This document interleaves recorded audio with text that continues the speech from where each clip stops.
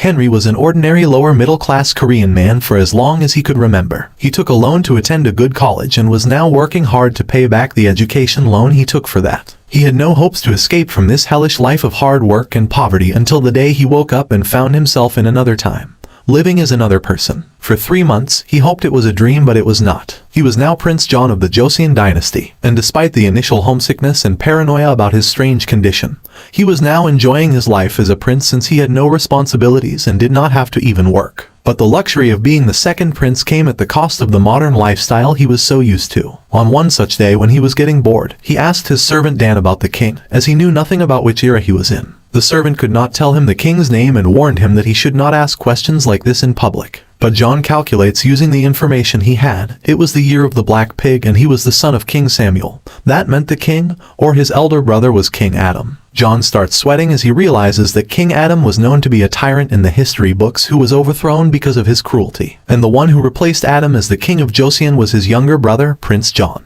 This information is too much for him to bear, and as he is trying to calm himself down, he has a guest, Sirius, who he knew as a traitorous man from a period drama movie. John gets his act together and learns that King Adam had called him. The only thing he can think of on his way is that he is not going to die, as there was nothing about the second prince dying in the history books. He would try to be polite and smart and save his life at any cost. But to his surprise, it turns out that King Adam is not the cruel and cold-hearted man he knew from history books. Instead, he was a social man and a kind elder brother. John goes hunting along with Adam and Sirius, and in his mind it looks like they are playing a video game. And he is the noob who has to be carried by his expert big brother. The party returns from the hunt when a wild boar comes running towards John and he falls from his horse. But before the boar can attack John, Adam kills it. He does not hesitate to care about his younger brother despite his position as the king. He then turns to the horse that had run away after dropping John and he kills it for abandoning its rider, and tells John that he would give him his horse instead. It was the descendant of a legendary horse who belonged to the founding king of Joseon. John accepts the horse as Adam asks him to keep it a secret from their mother and grandmother. Going back to his palace, John thinks that he could not trust history about Adam being a tyrannous king. Once John reaches his home, he gives the boar gifted to him by the king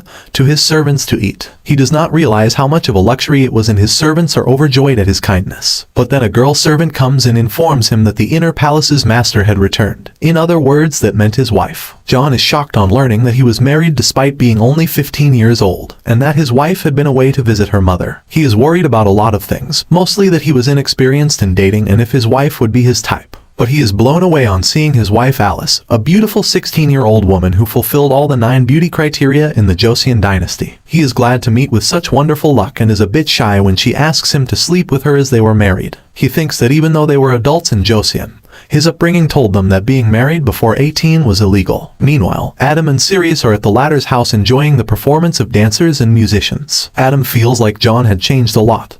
He was usually timid and shy, but he was more confident today. Sirius agrees and says that John was also inconsiderate of their positions and his actions today could be considered to be rude to the king. But Adam says that he liked John better like this. He says it was better that John was more confident now. Adam seems to be more than he lets on and acts impulsively, ready to kill and spare anyone at his whim. Yet he is easily amused by the quick wit of Sirius and takes his advice readily. And Sirius is also amused by the sway he has over the king. Back at John's palace, his life is suddenly filled with cute moments as he cannot get enough of his wife. He finds her too adorable and thanks his fortune for being resurrected in this age. They are eating food when she informs him that she had to visit the queen today. The queen was Alice's aunt and they were planning to eat together today, and John asks to accompany her. As they are getting ready for their visit to the royal palace, John flirts with Alice and she gets embarrassed by his display of affection. But then John realizes something. Alice reminded him of the heroine of a drama, Queen for 7 Days. She was the daughter of someone in the King Adam's entourage and was promised to marry Prince John.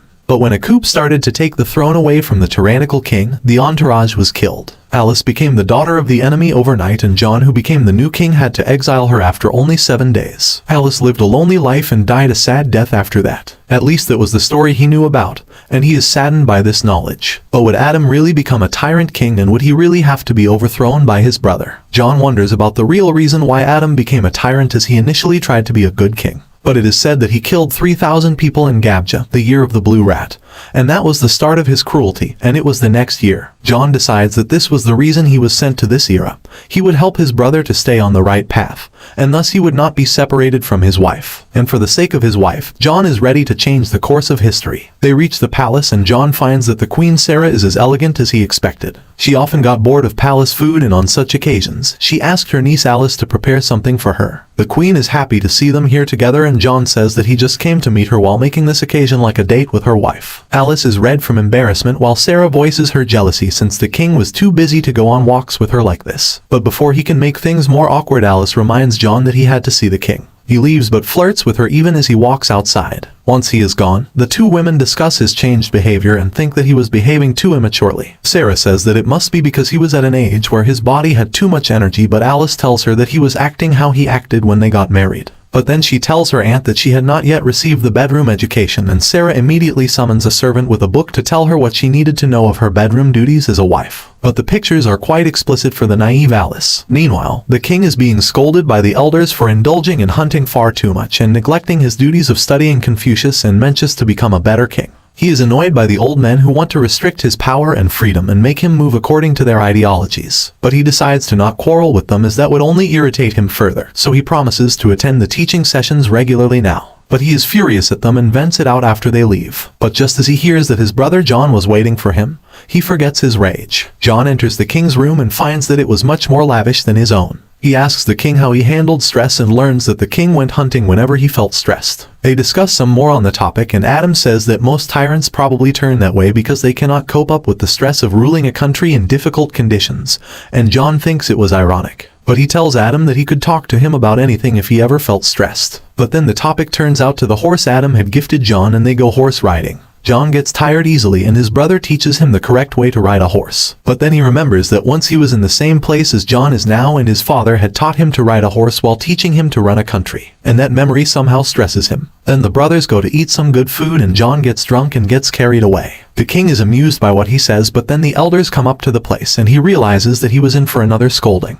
The General Inspector Mark says that while people were starving and eating barks and roots, the king was comfortably eating beef. This was the reason people were discontent with their ruler and turned to other parties. This enraged Adam, but he cannot do much as he is also bound by the laws. But John, who is quite drunk now, starts quarreling with the General Inspector. He says that if the people were starving, it was not just the king's fault but the fault of all the courtiers too. They had a duty to govern the nation properly, and yet they were piling up the blame on his brother. But before their quarrel can escalate, the king decides to walk away with the elders, saying that his brother was immature and drunk. But once he has completed the lessons for the day and is back at his chamber, he is determined to make the courtiers pay. The scholars are leaving his palace and they talk that they were relieved because of what happened. The General Inspector Mark says that if the king thought he could suppress them because of that incident, he was mistaken. They could make him look like a tyrant in the recorded history, and he would have to obey them if he did not want that. But they would also have to do something about the second prince someday, as he was a brat that needed to be tamed. Meanwhile, John has returned home and Alice is waiting for him with something in mind. Her aunt, the queen, had told her to set the mood with some drinks to get intimate with John so that they could have a child soon. But John is already drunk from the meal with the king, and Alice thinks her work will be easier now. But instead of getting romantic, John asks her about the king. She initially hesitates, but after one shot of alcohol, she starts telling him the story, even though she had also mostly heard it from rumors. Adam's mother, Queen Lucy, was one of the King Samuel's many women. She became a queen when she became pregnant with Adam, but her husband did not stop seeking other women even after that. This led to frequent fights, and one day, she scarred his face. That led to her being exiled on the orders of her mother-in-law, Grand Queen Emily, and later being executed by Samuel. Samuel ordered that no one could speak about her, and Adam became a king without knowing about his mother's death. John wonders if knowing this secret led to the incident of 𝐸, and was keeping this secret from his brother the correct way to prevent it. Adam is with one of his women named Rose, and he tells her that he was stressed by a lot of things. He is mad at the scholars and says that sooner or later he might kill them all, or at least take everything from them. He shows his menacing side as he says how he would do terrible things to the scholars. The next day, he is faced with the trouble of defending his brother from the scholars who demand punishment for him. They say that he was wrong in what he did yesterday and needed to be taught a lesson. Adam is angry at them and tells them that they should not try to harm a kid who just spoke up for his brother out of a grudge. The scholars only stop arguing when Adam mentions Queen Cecilia, John's mother, who had raised both of them as her sons. Adam says that if the scholars were so adamant, he would execute the son of the woman who raised him like his real mother. They realize that they were on dangerous grounds when the word execute and Cecilia's name are taken together. They apologize for being inconsiderate and leave, and Adam is still furious but says that the scholars still shivered remembering that day. John is playing around with his servant Dan when he learns from Alice that a trial for his impeachment was held. He decides he cannot go against the scholars and decides to get a weapon that could help him win against them. The next day, he visits the king and requests that he wanted to study. He says that he did not like it when the scholars dragged the king before he could even complete his meal, and a servant interrupts him. Adam gets angry at the servant and asks John to continue. John says that he wanted to learn more so that he could support and protect his brother against people who were trying to bind him. Adam is convinced by his words and promises to find him a suitable teacher. But after John leaves, Sirius, who was also present in the meeting, expresses his concern. A prince who was well educated was often considered as a rival and potential threat to the king, and Sirius is wary of it. But Adam says that John must have realized what it meant for him to study and was still determined to do it, thus he could not stop him. But then Adam turns his attention to the servant who interrupted John and orders for him to be punished and exiled. The king's orders to find a teacher for the second prince reach the scholars, and they are deliberating about their next move. They worry if the king had found out about his mother and the intentions of the second prince. But they figure out that appointing a teacher loyal to the scholars could be a good opportunity to control John. They decide to appoint Lee, a famous scholar, as his teacher. Lee is shocked when he gets the news about his appointment as the prince's teacher. He is concerned that he is not qualified to teach a prince and that it would mean he could not do his duties at the university. But his mentor tells him that he was already selected. It would not be a good thing to turn the offer down, and his future was either going to be wonderful or disastrous. The mentor asks Lee if he did anything to upset the higher-ups and then warns him about the consequences of teaching something weird to the prince. If John committed any mistake, Lee would also be punished as the person responsible for his actions. Lee goes to the palace the next day and finds out that the prince needs to learn even the alphabet. He is frustrated at the elder scholar who nominated him. At night, the king visits a scholar in secret, and the man he visits is Michael, the father of Sirius. They are planning something in secret, and the king is there to be updated on the progress. Lee is curious about John and his desire to learn.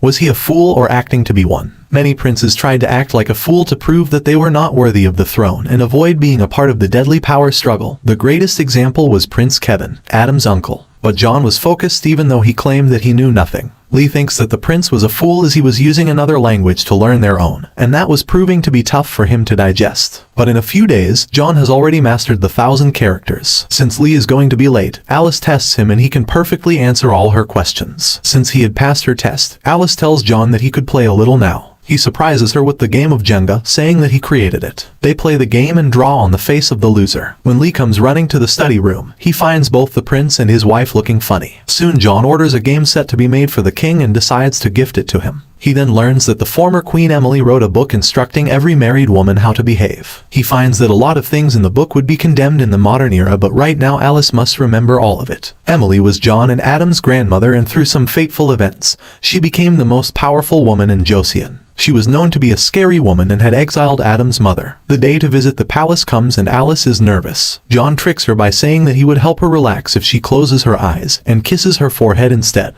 But somehow, it does the trick and she is able to pass the test set by former Queen Emily. John visits the king, who is with his consort Rose, whom John remembers from the dramas. He presents the game to him and they start playing it. He is surprised to see that Rose was so openly flirting with Adam and realizes that she was really like her portrayal in the drama. While they are enjoying the game and drinking punishments for losers, Alice has passed her test and is now happily on her way home. But she has to wait for a long time to find John coming home drunk. She gets jealous on hearing that Rose was also present with him and starts crying, saying that women were not allowed to be jealous of their husbands. But John stops her and promises her that he would never leave her side, even if he had to change history for that. Lee is impressed that his student has mastered the 1,000 classic alphabet and the lesser writing so quickly. He mentions his master and John remembers that Lee's master was exiled for criticizing King Samuel, and his writings were read by a group of scholars, leading to their execution in the Gabja massacre. If that happened, terrible things would follow and John would be forced to divorce his wife. But before any of that, Lee takes John outside for a lesson at the farm side. They see the farmers working hard and discuss that implementing what one learnt from books was what made a person truly valuable.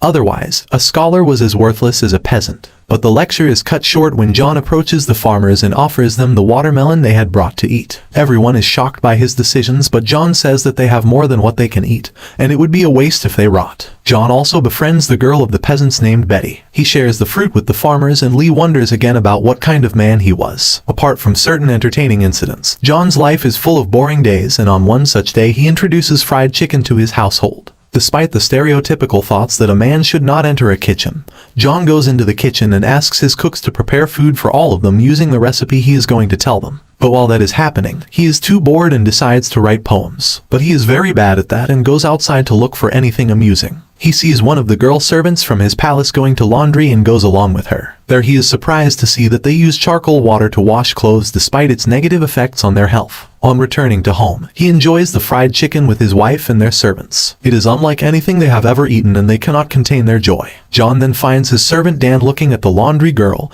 and realizes that he liked her. He uses the charcoal water and pig fat from cooking fried chicken to create soap with the help of Dan. Dan gifts it to the girl and she falls for him because of this act. On the other side, King Adam must undergo lessons with the scholars despite not being interested. They are teaching him about the importance of suppressing his emotions and desires to be a good king. The general inspector then points out that Adam was giving expensive gifts to Prince John and spending more time listening to music. He tells him to reduce the time he gives to his hobbies and spend more of it studying. But their lesson is interrupted when a messenger tells the king that John had arrived. He cancels the lesson and exits the room, leaving the general inspector furious. Adam goes to his room where John was waiting with the new things he had invented in this world. The first is the fried chicken, and the second is soap. The king is impressed at the creativity of his brother and praises him. Then they start talking about John's education and Adam says that teacher Lee was a good archer. But John has one final gift for his brother, a poem he wrote titled Laundry. Though the poem is a bit childish, Adam is impressed and says that it reflected the current political situation of their kingdom.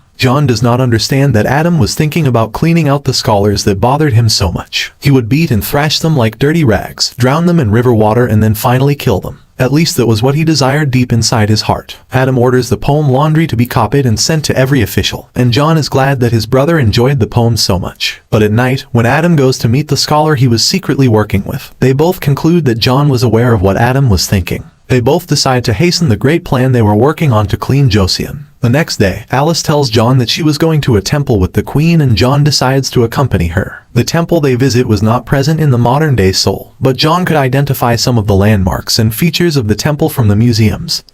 He wonders what could have happened to the temple. But then he learns that 5 of Adam and Sarah's children had passed away in the last 3 years, and that was the reason they both could not dare to look at each other. It stressed both and they dealt with it in different ways. The queen greets the prince and his wife, but their meeting is abruptly brought to an end by bad news. Her son, Prince Thomas, had got smallpox, and the queen faints on receiving the news. John runs to the king to inform him about the thing that had happened, but the king is already trying what he knows to save Grand Prince Thomas, his son. He was performing a sword dance to ward off the evil spirits as was the practice in his era. John knew that in this era, the mortality rate of smallpox was very high and there was nothing but superstitions to hold on to. John decides to walk towards the king who seemed to be in a trance despite the dangerous sword dance. Adam's sword cuts John's nose but he hugs him and stops his trance anyway. Adam takes off the ceremonial mask and starts sobbing inconsolably about the loss of his family members, and now he was going to lose Thomas too. But he still has to do his duties as a king and goes to the court the next day. The scholars there try to gaslight the king by saying that it was because of him not following their counsel that his son had contracted smallpox. He gets angry at that and the scholars somehow calm him down by apologizing. But then the General Inspector Mark stands up to deliver a solution to the king's dilemma, but he has something else to say before that. He brings up the topic of John holding the king and says that it was a violation of the universal law. John was a prince but his stature was that of a subject and he should be punished for touching the king's body without permission. Adam gets angry at this and accuses Mark and other courtiers of holding a grudge against John.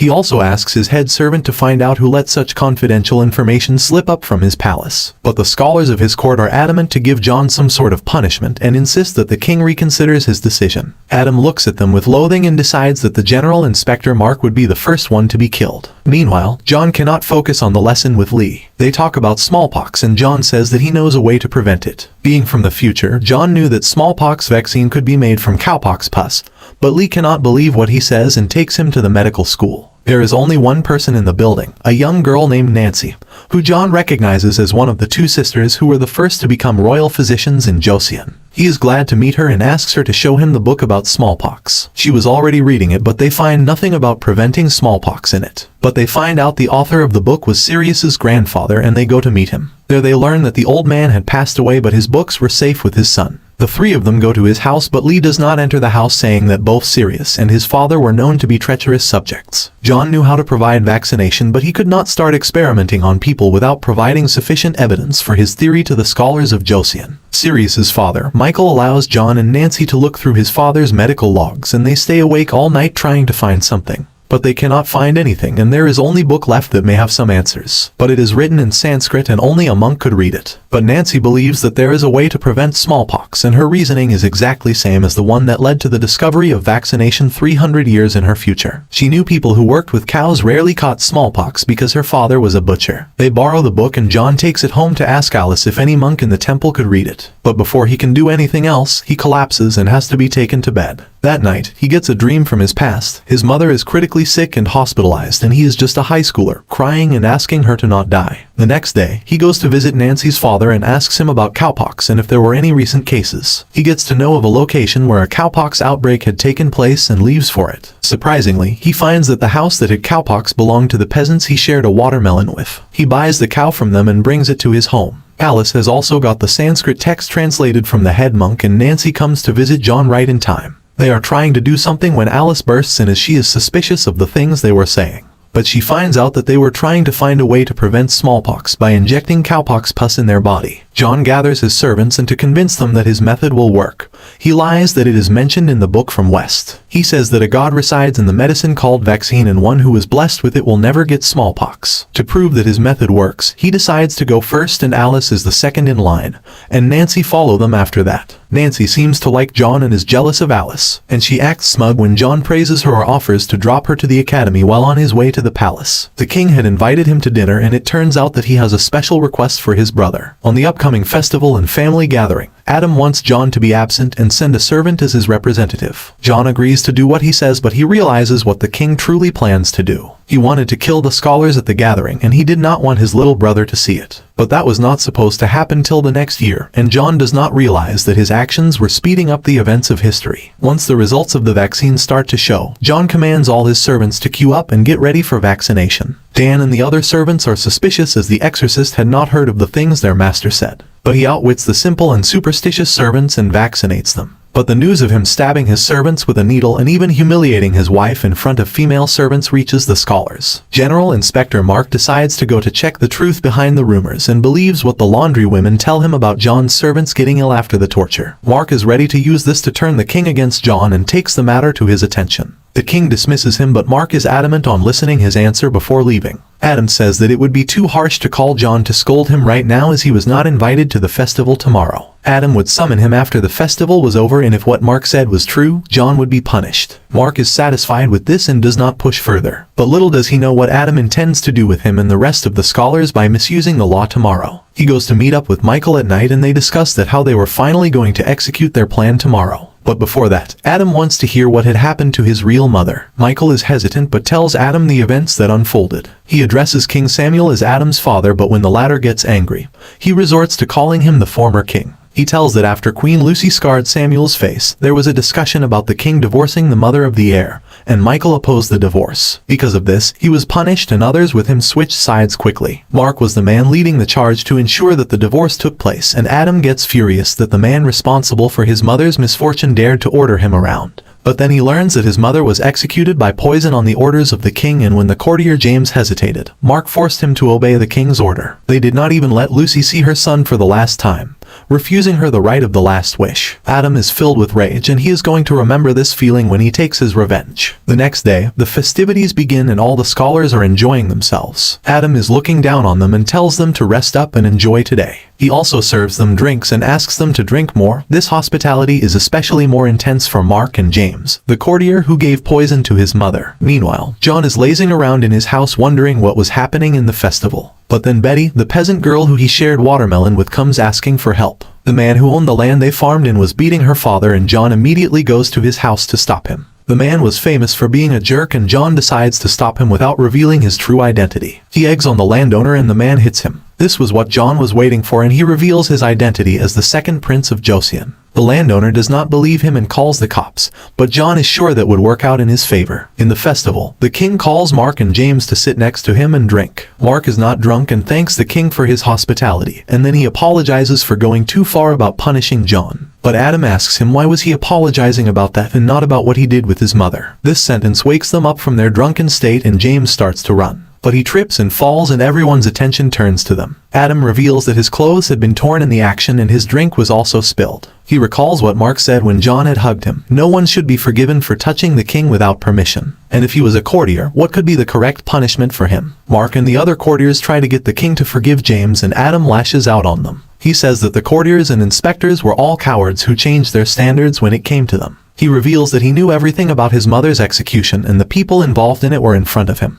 The courtiers have no words that can convince the angry king, but they still try to persuade him to be lenient. Adam decides to follow the law and punishes James to be exiled, and Mark would be punished for failing to recognize the crimes of his fellow scholar. As he leaves, Mark and the other scholars can only silently wonder what the future had in store for them. Meanwhile, John is arrested by the cops as he had no means to prove that he was the second prince. He is in a cell and Nancy comes to heal the man that was beaten and also treats him. The officers who arrested him are quite relaxed until Lee and Alice come to meet them. Lee tells them that he was from the university, and the man they had arrested was his student and the second prince of 𝐇𝐚𝐧𝐢'𝐬. John is freed and the officers apologize for arresting him, but Alice and Lee are furious on seeing that he was hit. Switching the scenes to the interrogation of James, his fellow scholars believe that he was telling the truth, that he did not mean to touch the king. They present their report to Adam saying that what James did was a drunken mistake and he should be forgiven. But when the king mocks them, the courtiers think that it would be wise to switch sides. They then say that James had committed a sin greater that second prince John had done in the past, and since they were biased in his favor, they were also at fault. Adam is happy that everything was going according to his plan and the fickle courtiers were in the palm of his hand now. But before he can move on to the trial of General Inspector Mark,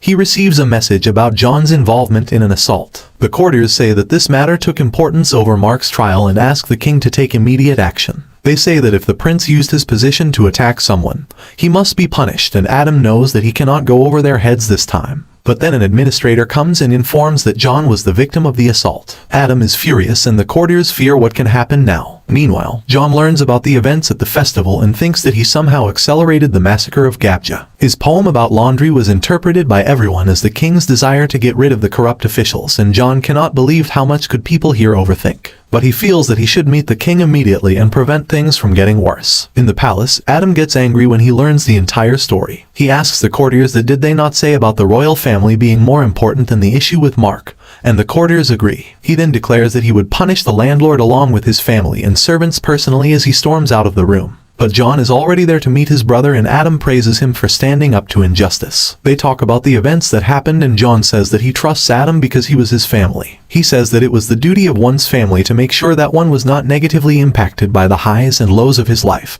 and that was what John wanted to do for Adam. Adam gets emotional at his words and starts crying. John hugs and consoles him. After their meeting is over, John returns home with Alice and Lee, but Adam has more things to do that night. The trial of the landlord who beat John is set up and his servants are brought as witness. They tell the story of what happened and swear that they did not know the man their master assaulted was the second prince. Adam thinks that John did this on purpose so that the landlord could get punished, but since he had not disclosed his identity before, it was a complicated case. But that changes when Adam learns that the criminal was a relative of the general inspector. He smiles menacingly and orders his soldiers to arrest Mark and bring him here immediately. At the same time, he sends some of the administrative officers to ask the criminal's tenants about his evil deeds, and they speak about every crime he had committed and had not been punished for anything. Upon learning about his savagery, the king imprisons him and also the chief administrator for failing to do his duty of protecting the people. Mark is then brought in front of the king as a prisoner, and Adam tells him that his family member had been committing crimes and cruelty, and using his influence as the general inspector to evade punishment. When the entire catalog of his crimes is read out, Mark can say nothing. He claims that he knew nothing about the evil deeds of his nephew and never helped him to cover his sins. Adam turns to the courtiers and lashes out on them, saying that everything they taught him were empty words. They had all failed to do their duties and neglected the people of the country while they prospered. Their failure was evident by the fact that the girl Betty had to run to the second prince instead of the officials to save her father. But Adam then turns to Mark and asks him if he had ever looked after the people like he taught him to. But when Mark does not answer, Adam orders him to be tortured. The head servant advises the king that it would leave a negative impact in the records of history. But Adam says that he cared more about the people he ruled than what the future thought of him. With that, the torture of the former inspector general begins. The next day, John goes to the medical academy to meet the man he saved. But he is disappointed on not finding Nancy there. Nancy had sneaked into a house where someone was infected with smallpox. Mark is being tortured and the other courtiers cannot bear to see it. But he loses consciousness and everyone thinks they will get a break too. But Adam is not in the mood to let them rest. He asks them to continue the trial of James. He says that he should be exiled to the harshest part of the country. But the courtiers somehow convince him to be a little lenient on James considering his old age and achievements. Adam agrees to them and enjoys seeing how timid the courtiers had just become. But as he is walking to his room to rest, he meets Queen Sarah on the way. She asks him to not be so cruel and then questions him if he was going to visit consort Rose. She asks Adam if he would execute her if she got jealous of Rose, like his mother was jealous of his father's other women. Adam is taken aback by her words, but he shakes her off and leaves. While he is going, Sarah asks him to not be cruel. Instead, he should try to help people for the betterment of their country. He tells Sarah that the people of Joseon were his children and he would not hesitate to be cruel to those who harmed them. Soon after that, Adam calls John to the palace and Rose is also with him. They talk about the rumors of his stripping his servants and stabbing them with a needle. Rose makes fun of John and calls him a pervert, but John explains everything using the help of Nancy. They explain that vaccines could prevent smallpox and Nancy had tested it out herself by using the pillow of the infected prince without telling anyone. The king is impressed at their discovery and Nancy's bravery, and then he gets another good news. Prince Thomas had recovered. But in the medical academy, some of Nancy's seniors sneak into her room and steal the fancy-looking pillow, not knowing that it was used by someone who was infected by smallpox. They later get infected by smallpox, but thankfully it is too mild for them to lose their lives. The king is elated on receiving the good news and asks Nancy and John to state their wish so that he could properly reward them. Nancy thinks about a lot of things, especially how she was treated unfairly by everyone except John for being a butcher's daughter, but then she decides to set aside her personal desires and asks for more doctors to be sent to the vaccination drive. Adam is impressed by her sensibility and devotion to her profession and says that she would become his doctor in the future. When he asks John's wish, John says that Michael also deserved a reward for helping them so generously. But then he says that he wished Adam to forgive all the imprisoned courtiers. Adam cannot believe it and storms out of the room with Rose following him. He goes straight to his son Thomas, who has recovered from smallpox and is being caressed by his mother. He is relieved to see that he was safe now. But at night, he goes to visit Michael and tells him that John wanted the imprisoned courtiers to be forgiven. But could either of the two men present here forgive them? But after 1 week, Adam grants the request to forgive the courtiers and only exiles them, not giving them harsher punishments. John is satisfied that he prevented the massacre that could lead to him becoming the king and leaving his wife. He wanted to make sure that Adam stayed the king and he was always a prince. He is treated like a celebrity for getting rid of the evil landlord, who is now a slave to atone for his sins. Betty's father is made the new landlord of the region and he consults with John about the taxes for this year. John halves the tax, proving to be a generous master. But then he goes to the medical academy and the doctor there requests his help in the vaccination training.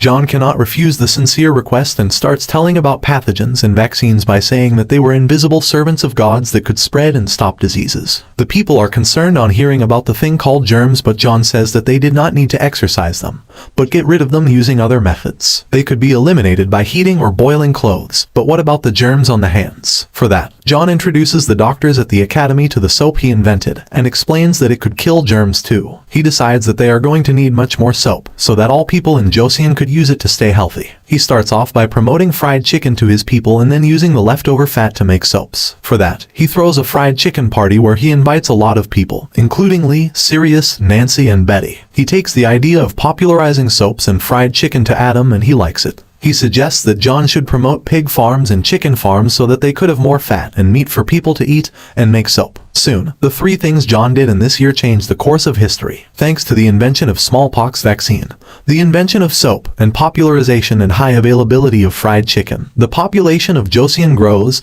and it starts on the journey of becoming a superpower. Fried chicken restaurants are gaining popularity, and John uses the leftover oil to make soaps and soon plans to set up a soap workshop with Dan leading the production. But on one such occasion of taking back the used oil, he encounters a miner named Dave. When John meets him, the man is starved and senseless, but on being treated, he tells his story. Dave says that he could refine scrap metal into silver and even the king had acknowledged his talent and rewarded him. But what he wanted the most was to set up silver mines, yet the scholars had not allowed him to do so because he was a commoner by birth. But he could not let his dream be taken away from him, and Dave decided to mine illegally. But he could not find anyone to back him and spent all his money, and the reward the king had given him. Now, he was a starving beggar who was saved by the kindness of the second prince. John decides to do something and brings up the topic to Adam while they are both practicing archery. Adam reveals that the scholars did not allow him to do it back then because they believed becoming too rich would corrupt the people of Joseon. But now, since no one is there to restrict the king, Adam agrees to let Dave set up silver mines. When Adam tells this to Rose, she gets excited.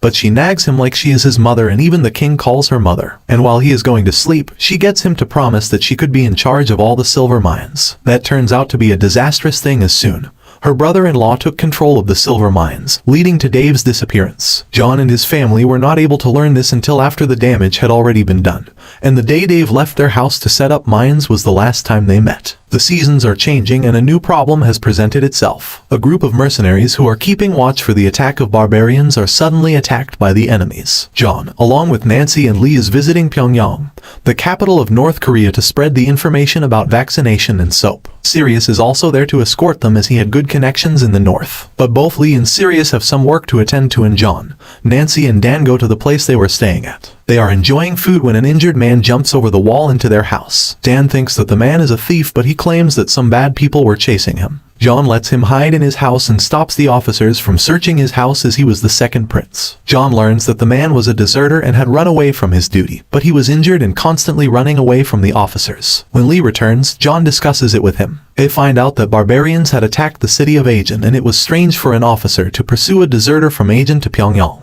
The injured man had been sent to a hospital, and Nancy reports that he was saying that soldiers from Joseon wanted to kill him. Lee figures out something and decides to leave for the hospital immediately. But Sirius is out enjoying the nightlife of the city with beautiful women. He mistakenly enters the room of the officials that were after the life of the injured man. They were planning to look for the injured mercenary, but due to Sirius, their plans are delayed. In that time, John and others reach the injured man, who calls himself Rick and tells his story to the prince and his friends. He says that when they were standing guard in 𝐸, the barbarians attacked. A fierce battle broke out, but the commanding officer ran away to save his life. Rick and other soldiers could not run away as they had to save the people who lived near the border, and after a long battle, only 9 of them were left alive. But the situation changed when the commanding officer returned and hunted the remaining mercenaries to take the credit of defending the border from the barbarians all for himself. Rick ran away from the border city to Pyongyang to report the truth. John and Lee are astonished on hearing his statement and decide to report it to the king immediately. They take the injured man from the hospital to their quarters, but one of the officers' men spots him. Sirius is also returning to the quarters after a night of merrymaking when he sees that the building was on fire. He is devastated on seeing the fire and starts crying for the prince. The man who started the fire reports this incident to his officer. He is worried that they went too far, but the officer says that was the only way to keep their dirty secret. But in reality, John and others had escaped from the building and were now heading for the capital to inform Adam. John felt bad that he could not have informed Sirius about this in person, but at least they had left a note. But he did not know that the building was burnt after they left, and Sirius now thought that the prince was dead. He is overcome by grief and guilt and cannot dare to face the king with this terrible news. He cries and hopes that the king punishes him by death for failing to protect the prince. Meanwhile, John informs the king what had happened at 𝐸 and proves that the report the officer sent was fake. The king gets angry and decides to arrest the man.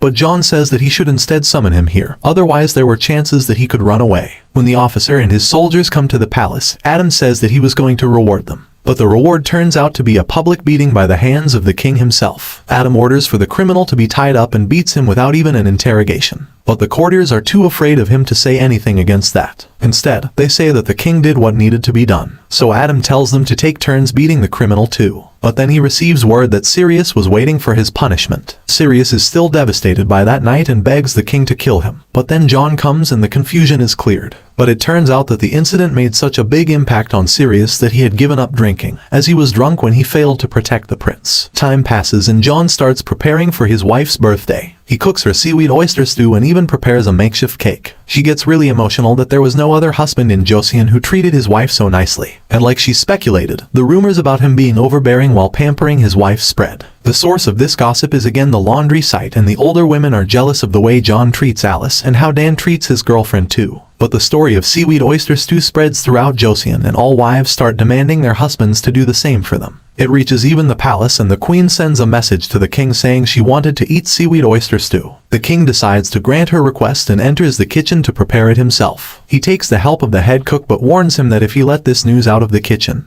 he would lose his life. But the news cannot stay inside the closed doors of the kitchen as someone spots the king inside the kitchen. It was Rose's sister who saw Adam in the kitchen preparing seaweed oyster stew, and when she informs Rose, she thinks it was for her. But the next day, the king takes the stew and other dishes to the queen, who is touched on eating it. But it wounds the pride of Rose and she gets angry. She says that the only way the king could be solely hers was if she became a mother-like figure for him. She had tried doing it earlier and got the control of the silver mines for her brother-in-law, but it seemed that it was not enough. She would have to do something more intense this time. Soon, John comes to meet Adam and they discuss about the new ritual of husbands cooking stew for their wife, and that had improved Adam and Sarah's relationship quite a bit. The topic then changes to vaccination and then finally to the case of the barbarians. Adam wants to subdue them by waging a war, but the old scholars were a problem as they did not want to allot funds for that. But John says that he had read Art of War recently and suggests a way to win against the barbarians and the scholars too. He suggests that the rich should pay for the war. He says that since they were already paying mercenaries to fight in their stead illegally, the king should legalize it and use that to fund the war. To set an example, John volunteers to pay 10,000 coins in the case of a war himself. The next day, a meeting is held and the courtiers and scholars are still saying things about economy, and how the rich may start a rebellion if they were forced to give money. Seeing no peaceful solution to this problem, John volunteers that he would go to war for the welfare of his people. But later, he gets scolded by Lee for trying to do something outrageous. His position was immediately below the heir, and that is why he had to mind his actions. Otherwise he might be easily accused of treachery. But Alice was listening to this outside the room, and she cannot contain her grief when she hears that John had volunteered to go to the war front. She starts crying and runs away. But John is living in a world of fantasy where he shows superhuman feats and kills all the barbarians by himself. Dan is listening to his rambling and is getting bored of it. And despite his fantasy, John is a total novice and cannot even handle a sword. Rick comes to greet him and they start talking about war and the barbarians. The mercenary confirms that the stories of the enemy's brutality were true and asks John to stay in the rear. It would be bad if he got killed, but it would be worse if he was captured. But then Rick asks John if he had ever heard of the divine weapon. It was a weapon that could launch explosive arrows at the enemy, and Rick had seen it wipe out thousands of barbarians in just one use. John is impressed at the idea of using explosive arrows and sets out on creating a divine weapon himself. He goes to the king and asks his help in creating the weapon, but there he learns that they were probably not going to have enough funds to start a war. John is somehow relieved that he would not have to go into a battleground. Later, he returns home to find that his wife is still upset about him going to war, but she is relieved and happy on learning that due to insufficient funds, a war might not take place. But without knowing her concern, Lee is in a meeting with other professors at the university, and he tries to urge them to contribute money to the cause of protecting their country. He tells the other scholars how serious Prince John was and the nobles are moved. But since the courtiers all opposed the motion, there was no other option but to hold a manhwa. A manhwa was a petition of over 10,000 scholars on important topics, and if they concluded that a war was necessary, even the courtiers could not oppose their suggestion. The scholars are confident and decide to gain the support of everyone in their circle to put pressure on the courtiers. Unaware of this, John and Alice are enjoying their domestic bliss. The next day, the courtiers tell the king that the people of the country do not want war. But their lies are exposed when the manhwa signed by 10,000 young scholars comes before the king. Now, the courtiers and ministers have no choice but to support the king, and he also orders them to join the war. This news is a shock for John, who is hoping for the easy way out. He thinks that his teacher did something unnecessary, and now that could prove dangerous. But he cannot tell that to the king. Adam also informs him that they had gathered more than enough grains, as well many young nobles had volunteered to join the war. Adam wants John to lead the newly formed battalions as there was no one more suitable for that at this moment. John knows he messed up and he can only think how would he face his wife when he goes home. But he meets his father-in-law at the door and learns that he was there to convince Alice to not stop John from going to the war. She says that she was proud of her husband, and her father was proud of his son-in-law, and that she would not stop him from doing his duty. John promises that he would return back alive from the war, no matter what. But then the story moves to the past, when Rose was just a servant in the household of Prince Kevin, Adam's uncle. She was often picked on by the head servant, but she was proud of her beauty and talent in singing. Her master was an idiot, but she often felt like he only acted as one. One day, she wandered when Kevin and Sirius were playing music, and when she impressed the latter using her singing, he offered to take her to the king. But that night, she stole something from the ladies' dresser, and her best friend Kim took the blame for it so that Rose would be pretty when she went to sing for the king. She caught the eye of the king and became his consort, taking her best friend with her too. And now, she was about to perform a curse on the queen and asks Kim,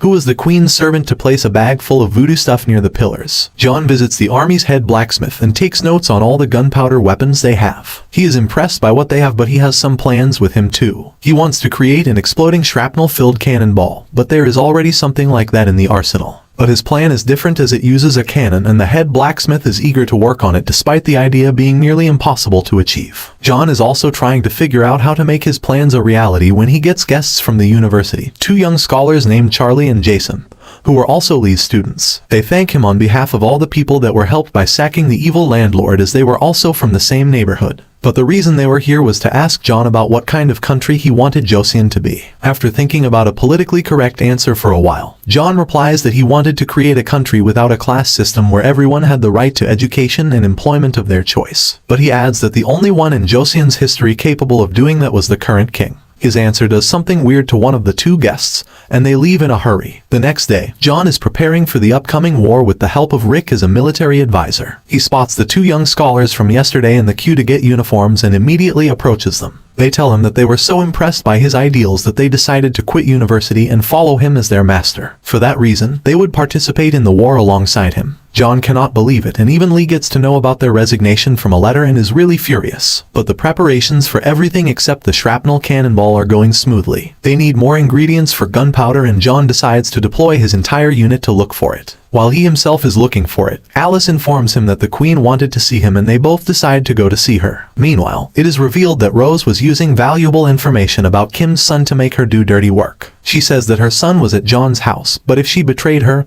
he would lose his life. The woman has no choice but to obey Rose. But when John goes to meet Queen Sarah, Kim is nervous as she wants to ask John about her son, but she cannot. The queen gifts John a lot of money for the things he had done for the kingdom and their family, and John reluctantly accepts it. But when they are returning from the queen's quarters, John notices that there was the ingredient for gunpowder there and starts digging for it near the pillars. But he accidentally finds the hidden pot with the black magic items, and the news reaches the king. The king rushes to the queen's palace and is furious on learning that someone tried to place a curse on his wife. He is angry and pledges to punish 3 generations of whoever dared to do this. But John says that he has a way to find the criminal for sure. John explains the way to capture the criminal, and it was using their fingerprints. He explains that the fingerprints of every person were unique. Only he and the attendant who opened the pot had their fingerprints on the pot after it was dug out. And whoever's fingerprints were found on it other than them would be the criminal. And so, the investigation starts, and Kim, who did this on Rose's orders, fears for her life. But the investigation is making progress, with the fingerprints of everyone in the palace being collected. Rose plans to make Kim take the entire blame by blackmailing her using her son's life as the hostage before her fingerprints are taken. And Kim wants to talk with John about her son and the truth behind the curse, but she cannot do it until after John has visited Rose. Rose had not given her fingerprints yet, and John went to her to do so. But she says that if he wanted her cooperation, the king would have to come here himself. But Kim finds John after that and tells everything to him. And John relays this information to Adam, who cannot believe that Rose was the one behind this scandal. And even though he does not doubt his brother, he finds it hard to swallow. He leaves to get a drink to calm himself down, and John does not know what to do to help Adam. But Rose is worried that Kim might have told the truth to John and now wants her sister to take the blame instead. After all, it was her idea. But just as she convinces her, Adam comes to her quarters and says that he just came to have a drink with her. Rose behaves like nothing had happened, and they start talking about how they met, and the 3 wonderful years they had spent together. But she cannot say anything when Adam brings out the topic of her cursing the queen. She tries to say things that will please the king while diverting his attention from the topic, and Adam just goes along with her story. But it turns out that his real goal of visiting Rose was to get her fingerprints on the bottle of alcohol. He hands over the bottle to John and tells him to find out the result as soon as possible. The results tell the truth, and both Rose and her sister are found guilty of cursing the queen. Kim had also turned herself in before that, and the trials were conducted swiftly after that. The use of fingerprints was adopted as a new method to investigate crimes, and John was rewarded for discovering the culprits using it. It was found out from further investigation that Rose, her sister, and her brother-in-law were involved in other crimes as well, and thus they were sentenced to execution. But the king later changed his decision and exiled them all instead. And while people insulted Rose as she was being taken away, she snapped and yelled like a mad woman at them. Kim's punishment was lighter as the queen asked for mercy. She understood her position as a mother and sympathized with her. Thanks to this, she was reunited with her son. But seeing their touching reunion, Alice also wants to have children of her own. Even John's grandmother, Queen Emily, wants her to have children soon so that she could spoil them. But right now, it is the time for a festival and everyone is busy making lanterns. The grandmother scolds him to make a lantern by the night of the festival and John gets an amusing idea. The night of the festival comes and everyone is enjoying themselves. John meets Jason and Charlie as well as Nancy in the temple, and Jason is smitten by her cuteness. But then his grandmother comes and asks him about the weirdly shaped lantern he had made. John explains that it was a floating lantern with a closed top, and Jason tries to explain it further to impress Nancy. But then they light it up and the lantern floats up in the sky, gathering everyone's attention and admiration. Even his grandmother is moved by that and she praises John as she remembers all the people she lost. And she asks him to make one such lantern for her when she dies. These words remind John of his original life as Henry. His mother was on deathbed and wanted to say her last wishes. John gets teary-eyed as well and promises to fill the night sky with floating lanterns for the old woman. But the incident with Rose had changed Adam, who focused only on his job now. The courtiers were pleased by this, but John and Adam's servant wished that there was some way to release the stress that was piling up inside his heart. And for that reason, John decides to create a hot air balloon to take people to the sky. And it comes as a surprise to him when his two students believe him instantly. He takes the plans to the head blacksmith of the army and commissions him to create the hot air balloon. John, along with the blacksmith and his students, works hard on creating the hot air balloon and they achieve good results. Meanwhile, Rick oversaw training the noblemen for the upcoming war, and he also has positive news for John. Later that night, Adam comes to see what John had created, and he is shocked when he sees the giant lantern-like thing floating up while carrying John in a basket. He lauds John with praises for being able to create a flying vehicle, and John explains it working and asks Adam if he would like to try it. Adam is really excited and quickly takes up the offer with childlike enthusiasm. Soon after that, a display of the hot air balloon is held for the masses. They do not know what will happen and have only heard that the king will ascend to the heavens. There is a lot of curiosity and gossip among the people assembled to see the hot air balloon. Adam comes out and gets aboard the balloon along with John. As the balloon starts to rise up, the people stare at them in wonder and start cheering and applauding for them. Around the same time, Rose is being taken to the place of her exile in a boat, but it seems that the boatman has some hidden motive. Near the capital, John demonstrates the shrapnel cannonball to the king and the ministers and names it Flying Thunderbolt. Everyone is impressed by the weapon and believe John's statement that it could help them win without fighting. Adam is in a good mood since the preparations of war were going smoothly and plans to drink with John once they get back. But as soon as they get back to the place, Adam receives news that the ship carrying Rose sunk. He is dejected on hearing this and asks to be left alone. But in reality, the ship had not sunk and the boatman escorts Rose to somewhere else after betraying the soldiers guarding her. He takes her to a small house where someone is waiting for her. Somewhere else, 3 courtiers are meeting in secret and their leader is Luke, the chief administrator of the court. Their objective is to overthrow the king and put someone else on the throne. They debate if handing the throne to John was the right idea since he was loyal to Adam. And the other contender was Prince Kevin, who was a great fool. But as they are discussing about executing their plan during the chaos of the upcoming war, someone interrupts them and joins their meeting.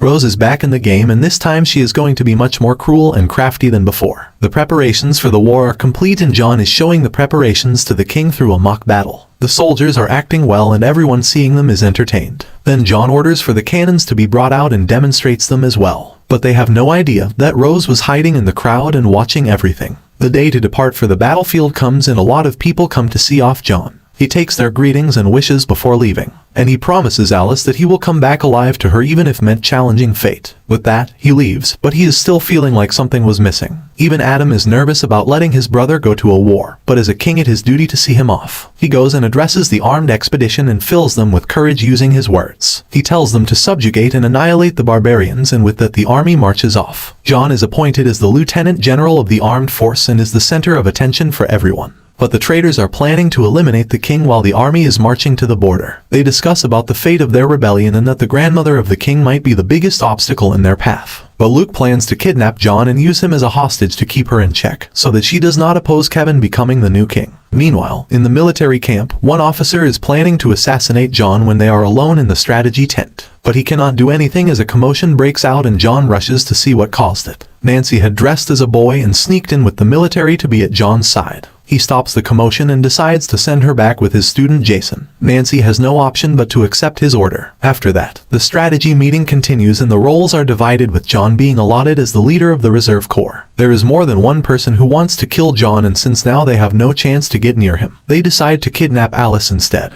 The army has crossed the border and John sends a letter to his wife through the messenger, but some people from the rebellion attack him and take his place. The changed messenger reaches the capital at the same time as Nancy and Jason. Nancy can identify the man from the military camp and is suspicious of his intentions. Jason and Nancy decide to pursue him to find out what the man was up to. They find that the man had taken the message to the house of the chief administrator Luke, and when Jason sneaks up to the house, he hears that they were plotting treason and plan to harm Alice. He rushes out but breaks a pot, attracting the attention of Rose and other conspirators. But thanks to Nancy's quick wits, they are able to escape from the house. Jason says that they needed to go to John's house to inform Alice immediately. The traitors are now tense and think it was foolish to try to rebel right now, yet they had no choice but to execute their plan. In the camp, John feels guilty that he is not contributing anything to the war when he finds out that the messenger was ambushed. He somehow made it back to tell John that the front-line general and the rear-line general had left the military camp and dies after telling it. But John does not understand the significance of this news. But Rick concludes that this message meant that a treason was taking place in the capital. Rick and Charlie advise John to withdraw immediately. He is concerned about what could happen to his brother and his wife if a rebellion really broke out,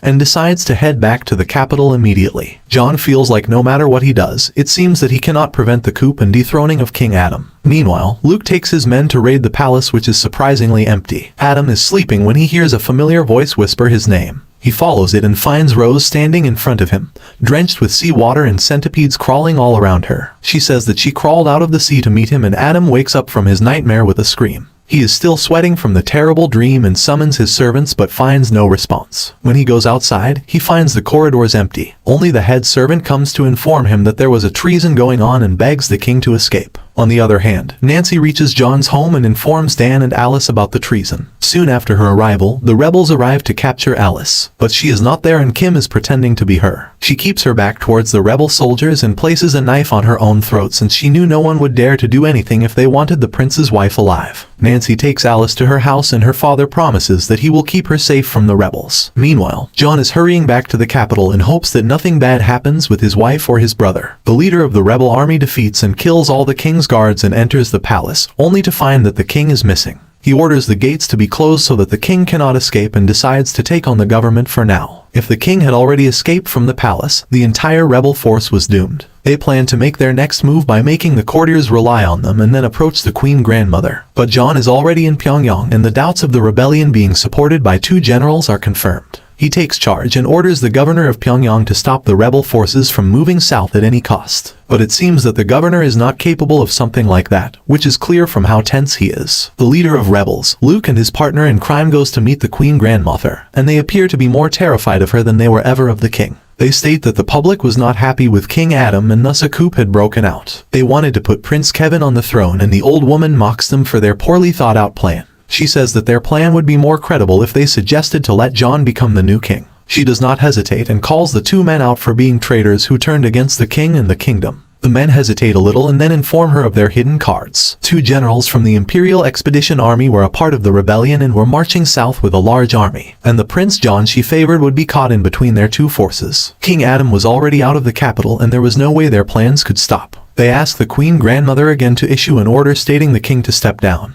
But despite being overwhelmed by their threats, the old woman does not yield. The leaders of the rebellion leave her house dissatisfied, but they know that the odds are yet in their favor. The rebel forces enter Sirius's house to search for the king as they had suspected that the king was there. But they find that Sirius was acting to be drunk and unaware of what had happened. But they find what they were looking for. Adam had disguised himself as a woman, and when he made his presence known, he already had the upper hand on the soldiers that had come to arrest him. He and Sirius now face the soldiers who surround them. While this is happening, Kevin is being dressed by his servants like the king so that he can be crowned as the new ruler. But he is trying his best to resist them and is uncooperative till Rose gets there. She asks the servants to leave them alone so that she could explain things to Kevin.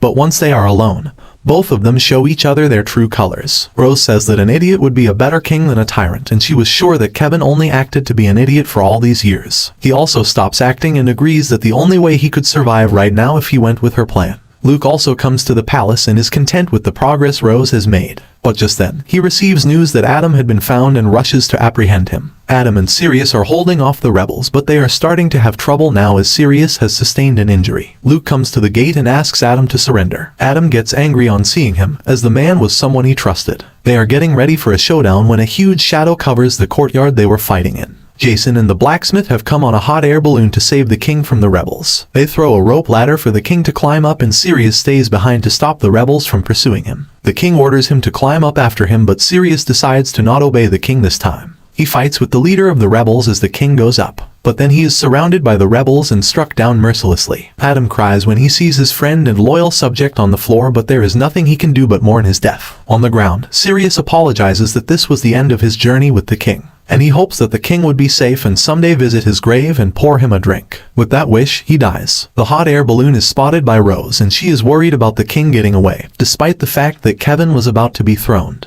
But the worries of the rebels increase when they learn that John had come to the palace gate with his army and none of the rebel generals were able to stop him. But John realizes that he is at a disadvantage right now, and there was some time before reinforcements arrived. But more than that, he is worried about a civil war and shedding the blood of his own people. Adam is taken to the armory by the head blacksmith while the rebels are following their hot air balloon. But they are in for a surprise as the blacksmiths scare them off using a warning shot from a newly designed gun. Adam lands safely and gets ready to take back his throne using the advanced weapons in the armory. Meanwhile, John is at a stalemate at the palace gate. He is discussing if Pyongyang's governor would be able to restrain the rebel army when he gets the news of reinforcements arriving on his side. But the rebel officer appointed as the head gatekeeper thinks that he would have to outlast them and victory would be his. But John approaches the gate and tells the soldiers to surrender and open the gate if they want to live. He says that he would use the flying thunderbolt if the soldiers did not obey, and the gatekeeper is scared but he still is not ready to surrender. But John is bluffing. He does not have the flying thunderbolt and fires the dud by mistake, giving the rebels a chance to call his bluff. But as the rebels relax that they are safe from the destructive attack, they notice a crimson hot air balloon rising behind the palace. Adam was there in his royal hot air balloon that was much larger and faster than the ordinary ones. Both the brothers are happy on seeing each other and know that they have almost won the war. The rebel leaders also get information of this and plan to make their final moves in a hurry. They are going to take their forces to the palace and block the reinforcement coming to help Adam. But Rose is worried about what should she do. At the battlefield, John thinks that Jason did something amazing to save the king. But the gatekeeper is trying to shoot Adam with an arrow. His first arrow misses, but Adam replies to the attack by throwing a flying thunderbolt at the attacker. It explodes and the rebels disperse. The head gatekeeper is taken under arrest by the soldiers who now are back on the king's side. The battle is won without bloodshed and the gates are opened. John and Adam reunite and Adam tells him about how Sirius gave his life to defend him. John also learns that Nancy took Alice somewhere safe. Adam says that he will reward both Nancy and Jason for their bravery, but after he took control of everything here. While Adam confronts the gatekeeper of the rebel army, he declares that the leader of the rebels was the real tyrant and he was going to stop him. But speak of the devil, Luke is there with his forces to face off against the king. The king is angry and wants to fight him head on.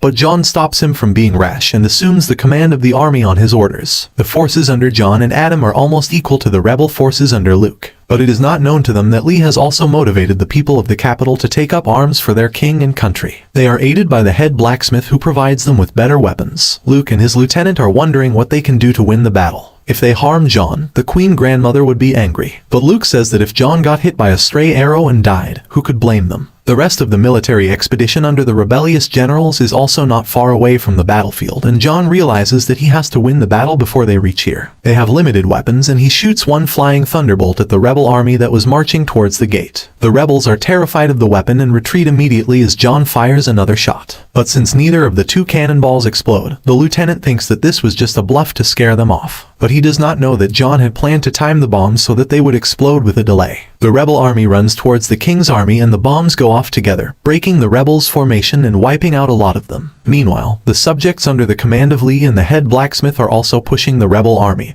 and Luke realizes that he is surrounded. He knows that if he fails to take the king captive right now, the battle would be lost. But another flying thunderbolt comes and explodes near him and he falls from the horse. And Adam comes out of the smoke to face Luke. He plans to kill him with his own hands to avenge Sirius. They are equally matched in swordsmanship even if the king's army is overpowering the rebels. But on hearing that the expedition army had arrived at the city gate, Luke feels like he has the upper hand now. He tells Adam to surrender, but Adam has no intention of doing that. Rick joins the battle to support the king and John rides off to tell the people of the city to evacuate while he tries to stop the expedition army from climbing over the wall. But then Jason and Charlie, who are at the lookout, spot a group of civilians in red bandanas fighting against the rebels. They soon reach the place where the king was fighting and he learns that the subjects had taken up weapons to save him. Lee and others come and take the king away from the battlefield and then open fire on the rebels with their explosive arrow machine. Luke is in direct line of fire and dies as the arrows hit him. Even more civilians join the battle and they even save John's life from the attackers. The expedition army at the gate also realizes that they cannot force their way into the city anymore. If they tried to use violence, they would become villains who attack the people in the public opinion, and thus they have no choice but to accept defeat. The militia comes to greet the king and he thanks them for standing up for him. It comes as a shock for everyone when the king bows down to the subjects. But then John comes with the news that Luke's body has been discovered and the remaining rebels have surrendered. Adam decides it was time to go back and claim the throne. Inside the throne room, Kevin is crying and saying that he never wanted to be the king. Yet now he was going to be punished for agreeing to what the rebels said. But Adam enters the room just after that and commands his soldiers to arrest all the traitors. But just as he sits on the throne, Rose comes out from behind him and stabs him in the chest. John rushes to his side and calls for the physician while the soldiers arrest Rose. Adam opens his eyes and finds himself in a strange room. He looks around and finds even more things he has never seen before. He is dressed in a suit, a clothing he had never seen before. There are huge skyscrapers and there are moving lights on the road. He asks if there was someone outside and John comes in.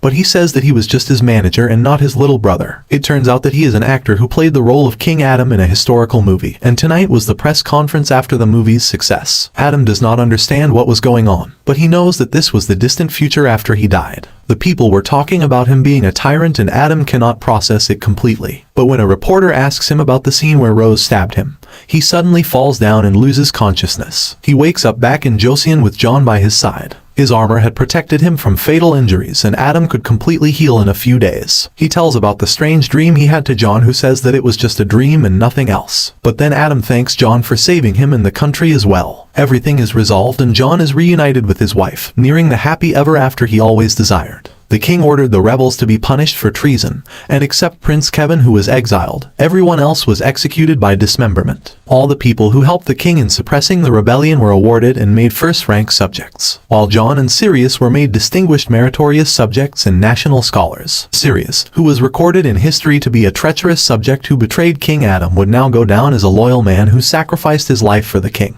John also took care of his promise to his servant Dan and married him to the girl he liked. The head blacksmith was made a senior minister and he was getting bored of his new job when John comes to him to make a billiards table and balls. John himself works on creating a new noodle dish with Dan's help. Once the billiards game is made, John invites Adam to play a game and he is surprisingly good at it. He also serves the new noodle dish he developed to the king. After a few days, Adam suddenly asks John to become the king of Joseon. The next day, he announces in the court that he wished to step down as the king and let John take the role. He explains his reasons when the courtiers object. John was much more capable of creating a difference in the world and his public image was much better than his own. Adam says that he might be remembered as a tyrant for all the things he had done.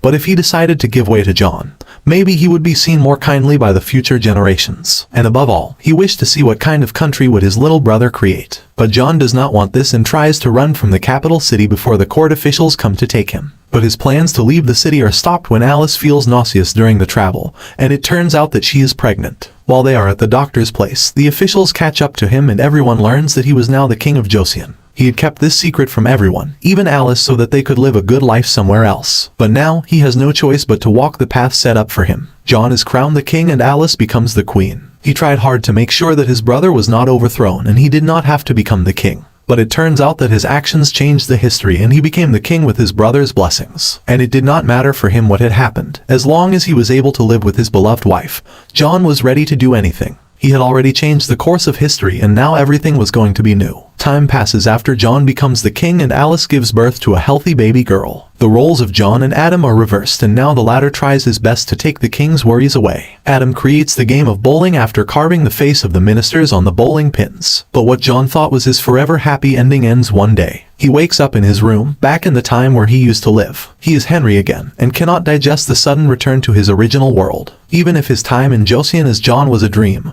why did he remember it so distinctly? But there are no answers for his questions. He gets a call from one of his seniors who has a job opportunity for him. There is the role of some extras in a historical movie, and the senior brings Henry with him to the shooting. But they hear some commotion about a man who was trying to enter the set without permission. John goes to the source of the commotion and finds that the man entering the set was Adam. He cries on seeing him and hugs him. And the man is not a lookalike but real Adam, as he can identify the man hugging him as his brother. They go outside the set and John explains that he came from this world to Joseon. It was about 500 years in the future from his rule. Adam says that this was the world he saw when he fainted after Rose stabbed him. John is shocked on hearing this, and Adam explains that he was an actor in that moment and John was his manager. But now both of them believe that whatever Adam saw that day was more than just a dream, it was their future. Adam moves in with John and they both work as extras in historical movies. Adam is auditioning to be an actor and John is also trying to become a manager. But Adam is not satisfied by how the movie producers were portraying history just to please the watchers. But he has adapted very well to this world and is grateful that his country becomes so rich in the near future. But the day they have been waiting for arrives and Adam gets his first break as an actor with John,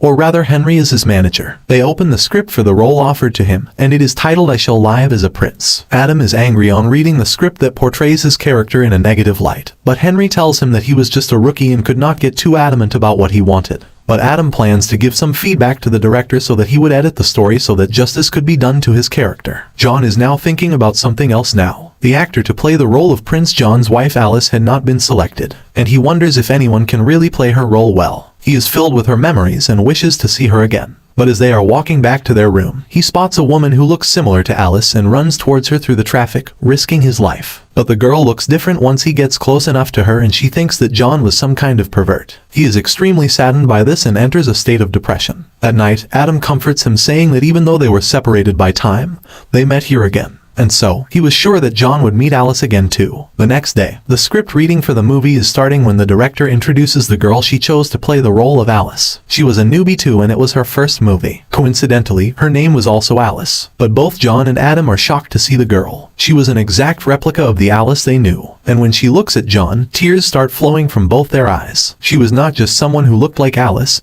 she was Alice herself. They run towards each other with tears in their eyes and smiles on their lips, and as they hug, they reach their happy ending. John, who had traveled to the past and prevented King Adam from turning into a tyrant so that he could live with his wife, had finally found her again. They would live their lives happily ever after, not in Joseon but in modern-day Korea. With that, the story of the man who wanted to live as a prince ends.